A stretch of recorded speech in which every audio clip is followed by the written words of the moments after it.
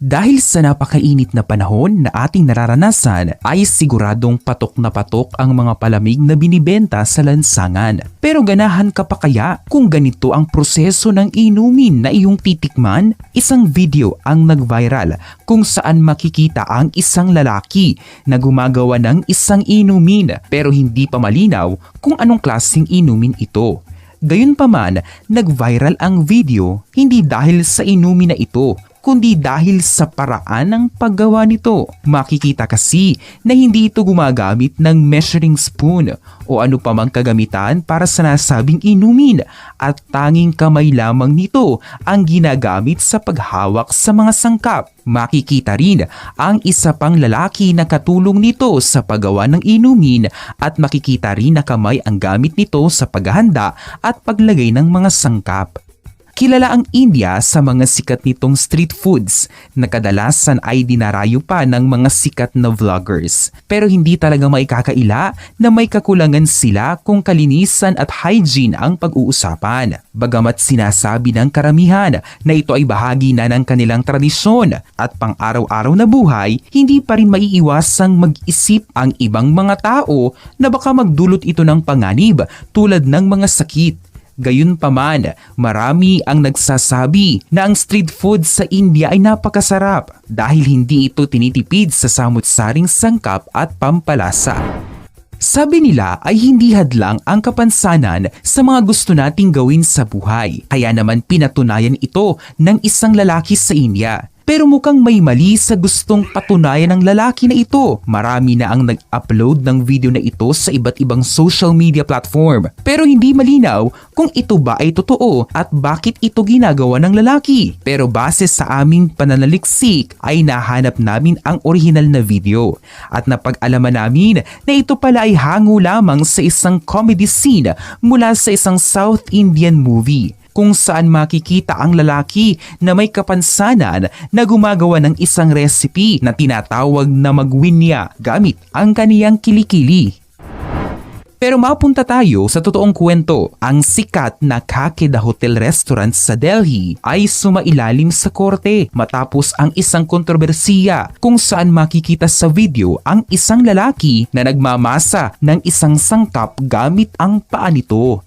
Pero iginigiit ng pamunuan ng hotel na ang mga manggagawa ay naglilinis lamang ng mga damit at hindi gumagawa ng tinapay. Pero ang mga tao na nakapanood ng video ay hindi kumbinsido sa kanilang pahayag.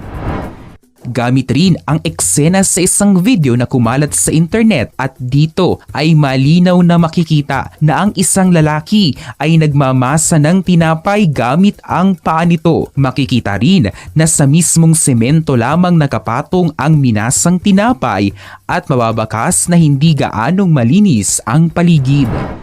Pagdating talaga sa street food, ang kalinisan ay lubhang mahalaga. Kamakailan, isang video ng isang Mumbai street food vendor ang kumalat kung saan makikita itong kumukuha ng tubig mula sa pampublikong toilet. Ang naturang toilet ay malapit sa Borivali Railway Station na siyang ginagamit ng napakaraming tao na dumadaan dito. Ang tubig ay kaniyang ginagamit para sa chutney na kaniyang binibenta. Ayon sa FDA, ang tubig na mula sa pampublikong CR ay delikado sa kalusugan. Naglabas din sila ng babala sa publiko laban sa paggamit ng naturang tubig na maaaring makontamina.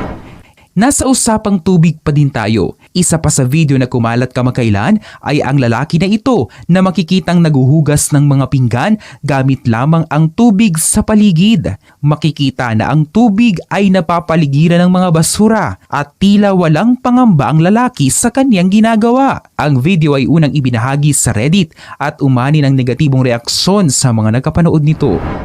Narito naman ang isa pa sa literal na handmade cake na iyong makikita, pero isa rin ito sa pinaka-unhygienic na proseso ng pagkain na iyong mapapanood. Paano ba naman ay sa simula hanggang matapos ang video ay consistent ang lalaki sa paggamit ng kanyang kamay habang pawis na pawis. Katulad ng ibang video ay umani ito ng iba't ibang reaksyon sa mga netizen.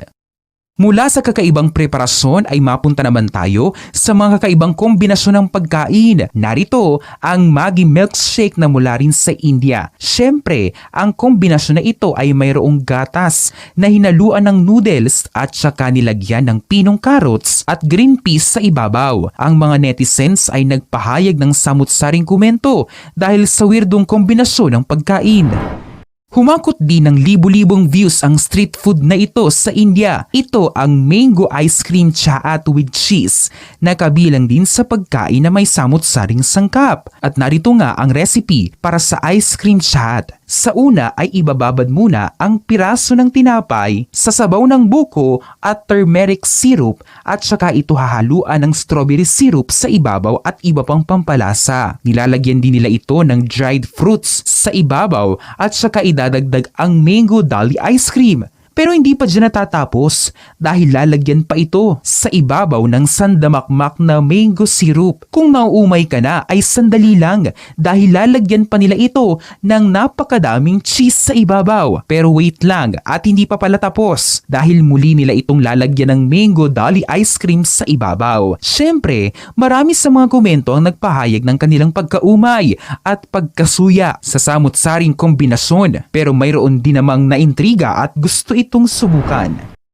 Hindi rin magpapatalo ang Fanta Omelette na bagong-bago sa kanilang weirdong kombinasyon ng pagkain. Kilala rin ito bilang Fanta Fry, isang matamis at maanghang na bersyon ng egg dish na ginagawa gamit ang sunny side up at boiled egg at saka ito hahaluan ng orange flavored na soft drinks. At syempre, ikaw na ang bahalang mag-imagine kung ano ang lasa ng street food na ito. Ang Fanta Omelette ay nagkakahalaga ng 200 rupees kada plato.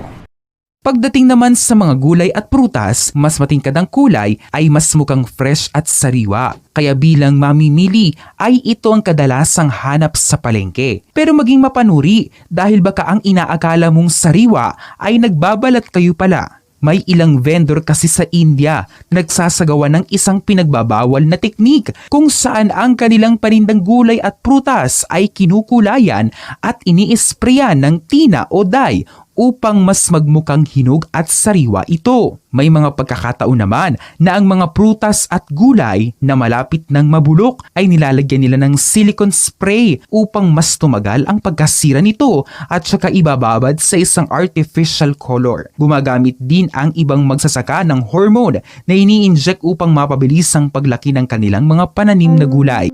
Ito yung pala pasada para